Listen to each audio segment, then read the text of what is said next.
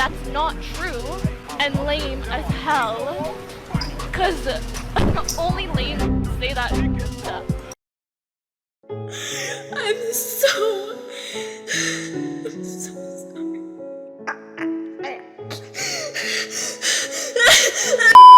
Hey everyone, Thordan Smash here, and today we are at ALGS Championship for another round of matches, but we are actually going to be talking about Titanfall 3, Apex Legends single player game, as there is some new information going on about what Respawn is going to be doing in the near future, and it's actually got me pretty excited. We're also going to give out 45 bucks. All you gotta do is like, comment, subscribe. You guys know the drill, but without further ado, let's jump into today's topic.